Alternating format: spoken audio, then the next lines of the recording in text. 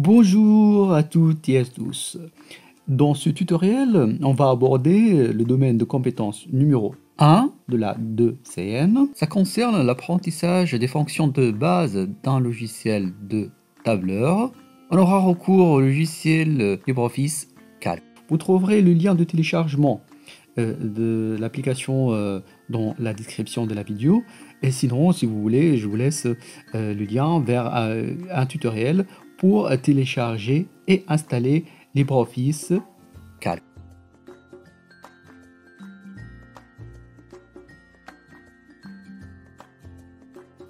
Alors pour commencer, je vais lancer le logiciel LibreOffice. Je vais choisir un classeur calque. Pour cette activité 2, on va se focaliser sur les fonctions prédéfinies. Première question, il nous demande de saisir la date d'aujourd'hui. Deuxième question, il est demandé d'extraire l'année à partir d'une date, puis de calculer l'âge. Ensuite, on va voir ensemble comment saisir une fonction si imbriquée, avec plusieurs conditions. Ensuite, on va calculer à l'aide des fonctions prédéfinies le rang, la moyenne maximale, la moyenne du concours, le nombre de refusés et ensuite le taux de réussite en pourcentage. Et à la fin de cet exercice, on va voir ensemble la recherche dans une colonne de tableau. Alors, on va exécuter le travail à partir de ce tableau. On a une liste des candidats pour un concours, d'accord, identifiés par leur matricule, leur numéro de candidat.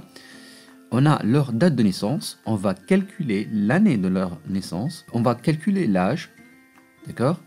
On a leur moyenne, la décision du jury suite au concours, on a le rang de chaque candidat, d'accord. Ensuite, on va calculer la moyenne maximale, la moyenne du concours, le nombre refusé et le taux de réussite à la fin de ce concours. Ensuite, on va procéder à la recherche en utilisant la matricule d'un candidat. Alors, la première question, on nous demande de calculer, alors plutôt d'afficher la date du jour, la date système, dans la cellule G21. D'accord? Alors, cette fonction, elle est très simple, il suffit d'ajouter la fonction aujourd'hui. Alors, égale aujourd'hui avec une parenthèse ouvrante, une parenthèse fermante et je valide.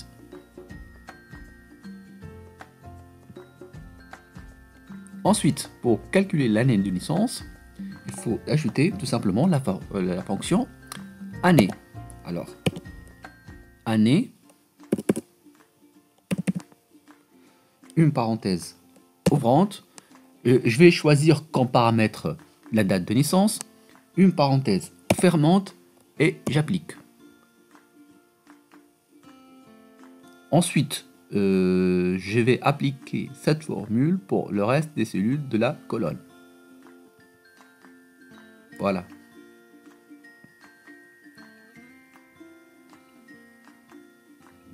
Alors, pour le calcul d'âge, la première intuition que vous pouvez avoir, c'est de faire la différence entre l'année d'aujourd'hui, d'accord, qui est 2022, et l'année de naissance. Juste ce que je vais faire, année de aujourd'hui, dont je vais soustraire moins l'année que je viens de calculer dans la cellule des 5.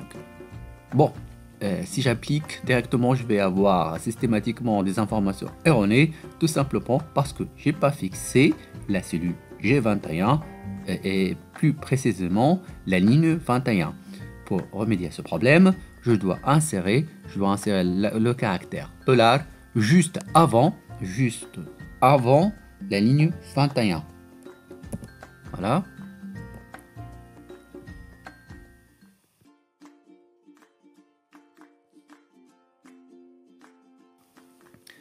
Maintenant, si on regarde les choses de plus près, ce candidat, le candidat numéro 1, sa date de naissance est le 10 octobre 1990. Il n'a pas encore, normalement, ses 32 ans. D'accord?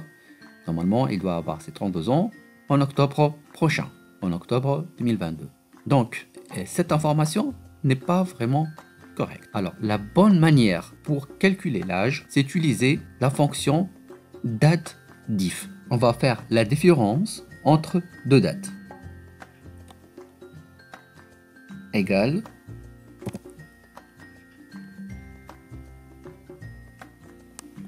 date diff, une parenthèse ouvrante. Alors, la date de naissance, comme premier paramètre, plutôt la date la plus ancienne, d'accord, point virgule, la date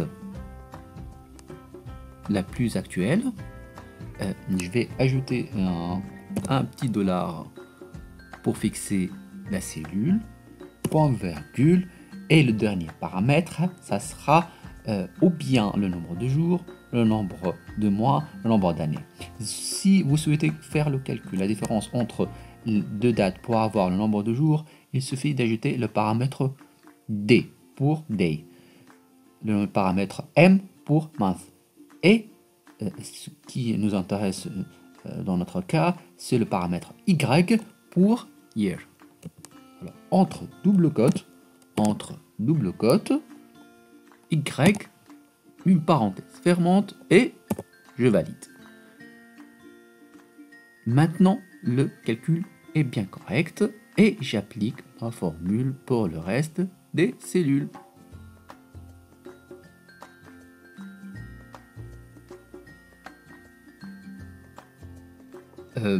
Maintenant, on va attaquer la question numéro 3, la décision des jurys. D'accord? Alors, si la moyenne du candidat elle est inférieure à 10, le candidat sera refusé. Si la moyenne elle est entre 10 et 12, il sera admis avec mention passable. Si la moyenne est entre 12 et 14, il sera admis avec mention assez bien. Entre 14 et 16, admis avec mention bien. 16 et 20, admis avec une mention très bien. Alors, ce qu'il faut faire dans la cellule G5 égale, alors, si, première condition, si la moyenne qui se trouve dans la cellule F5 est inférieure strictement à 10, d'accord, normalement le candidat il est refusé. D'accord. Maintenant sinon, on va ajouter une autre condition. Sinon normalement il est admis, mais admis avec quelle mention? Passable, assez bien, bien. Sinon il est naturellement supérieur à 10. Non. Si F5 est inférieur à 12.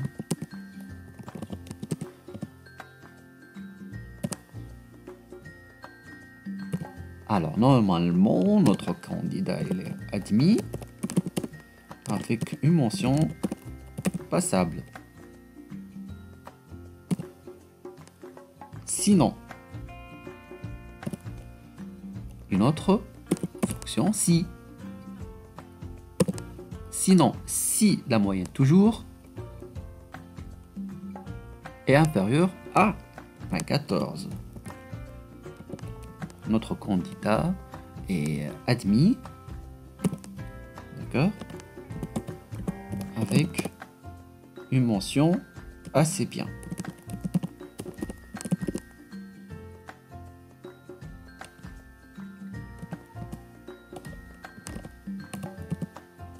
Sinon, si la moyenne qui se trouve dans la cellule F5 toujours, il est inférieur à 16. Notre candidat est admis avec une mention.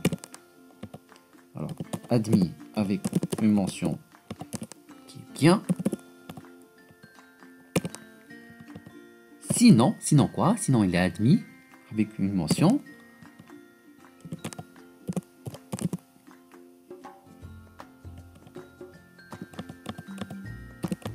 Très bien.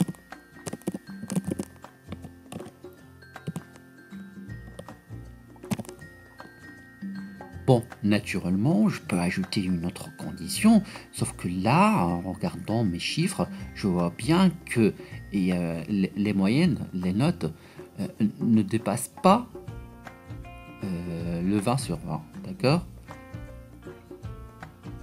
Finalement, je valide.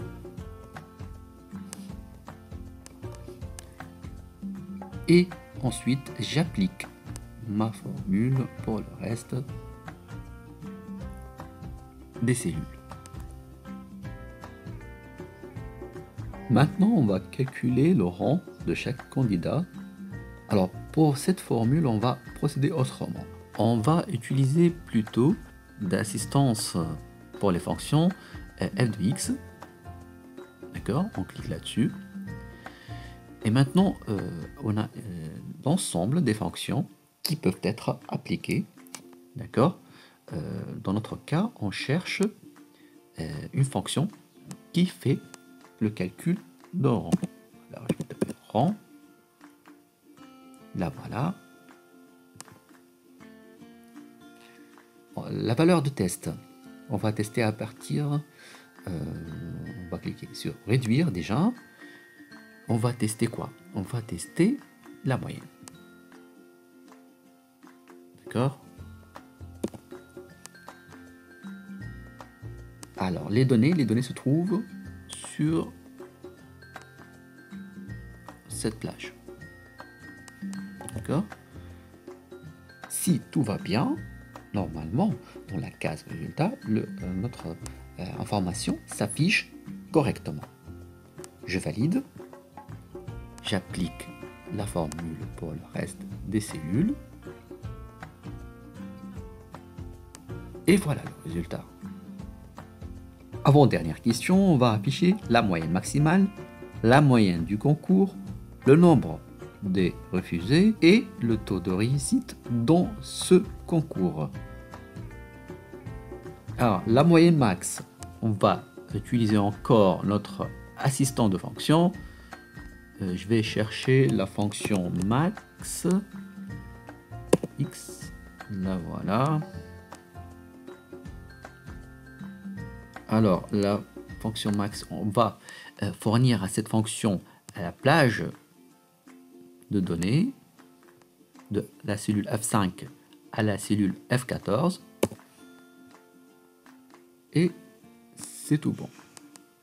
Pour la moyenne du concours, on va procéder de même. F de x, moyenne, pardon, MOY.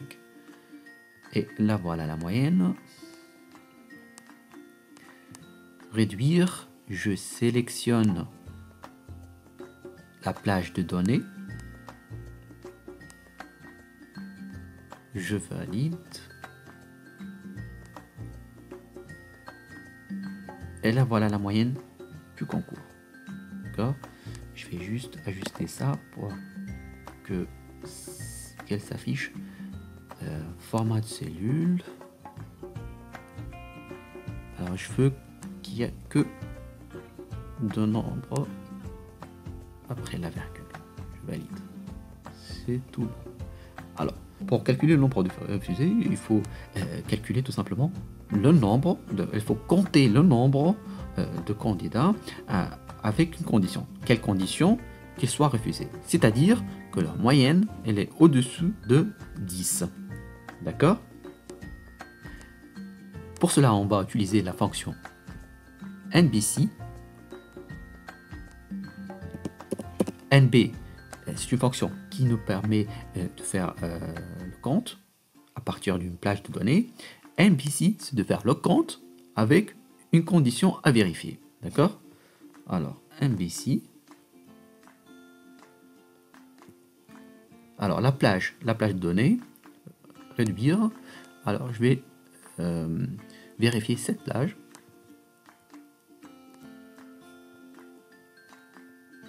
Réduire. Maintenant, le critère, c'est que ces valeurs doivent être inférieures à 10. Alors, entre double guillemets, je vais insérer ma condition qui est inférieure à 10. Normalement, le résultat s'affiche déjà dans la cellule adéquate. Résultat, c'est égal à 4. Voilà. Taux de réussite. Alors, normalement, j'ai 10 candidats, 4 qui sont refusés. Normalement, logiquement, le taux de réussite il est de 60%. D'accord? Alors, c'est quoi la formule qui nous permet de calculer ce taux de réussite? Pas de fonction, pas de formule qui fait ça directement. Ce qu'on va faire, on va créer notre propre formule. C'est très simple. On va calculer déjà le nombre de candidats en total. D'accord? On va soustraire le nombre des candidats refusés. D'accord? Et on va diviser le tout par le nombre total pour avoir le pourcentage. Alors, je vais compter le nombre total de candidats, je suppose, qui se trouve dans la cellule A14, de A4, pardon, à A14. Alors, je vais soustraire de ce nombre le nombre des candidats refusés que je viens de calculer, qui se trouve dans la cellule C19, d'accord? Et je vais diviser le tout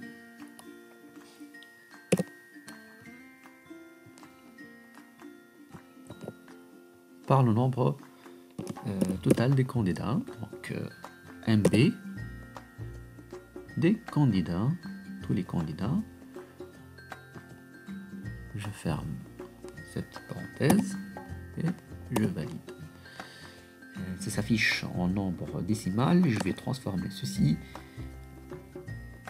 par le formatage des cellules, nombre et pourcentage, s'il vous plaît. Ok.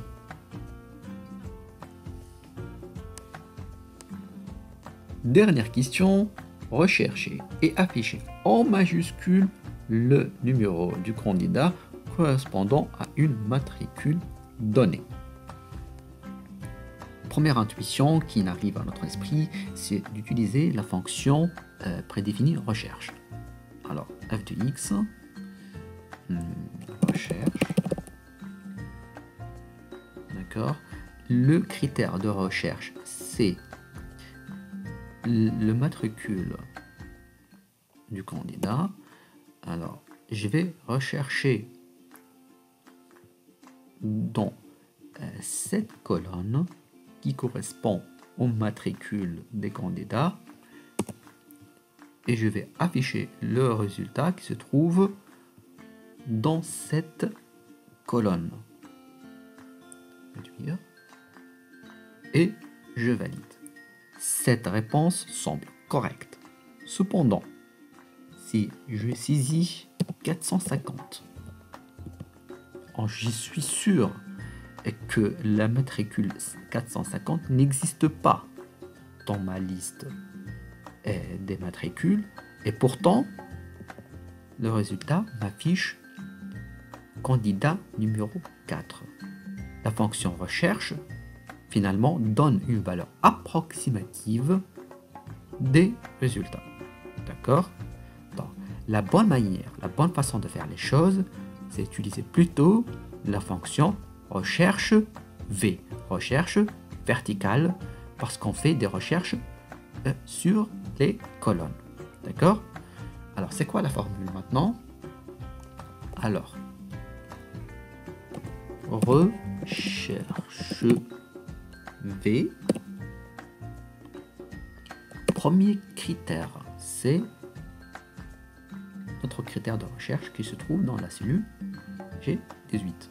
Ensuite, on va sélectionner la plage plutôt la matrice de recherche. On va sélectionner toutes ces cellules, de la cellule A5 à la cellule B14, c'est ça notre matrice. Ensuite, l'indice, c'est le numéro, plutôt c'est l'indice de la colonne où se trouve le résultat estimé. Dans notre cas, c'est la colonne B, c'est-à-dire la colonne d'indice 2, puisque c'est la deuxième colonne qui se trouve dans notre tableau. D'accord? Donc, 2. L'information la plus pertinente se trouve dans le paramètre numéro 4.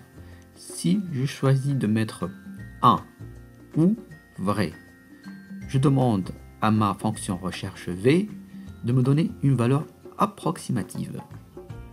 Par contre, si je choisis l'option 0 ou faux, alors dans ce cas, je demande à la recherche V de me chercher des valeurs exactes. S'il trouve exactement la valeur 450, il m'affiche. S'il ne le trouve pas, il affiche une erreur. Regardez bien, si je donne comme valeur 500, le résultat est bon. Si je donne par exemple par accident 550, il m'affiche une erreur. Maintenant, finalement, il me demande d'afficher ce résultat en majuscule. Il suffit d'ajouter la fonction majuscule, d'accord? Alors, majuscule, parenthèse et parenthèse fermante. Cette fonction permet d'afficher le résultat en majuscule.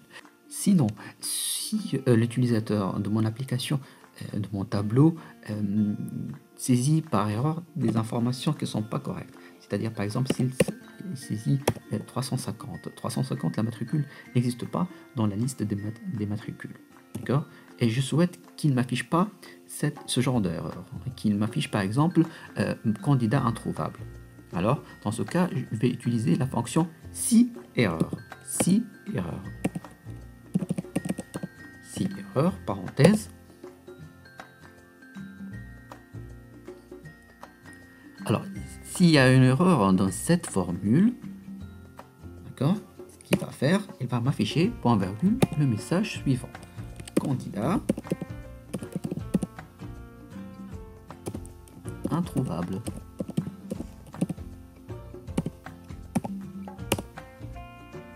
Et voilà le travail. C'est la fin pour cette vidéo. Je vous prie de laisser vos commentaires si vous avez des questions ou des interrogations par rapport à des fonctions qui ne figurent pas dans ce tutoriel. Merci pour votre attention, à la prochaine.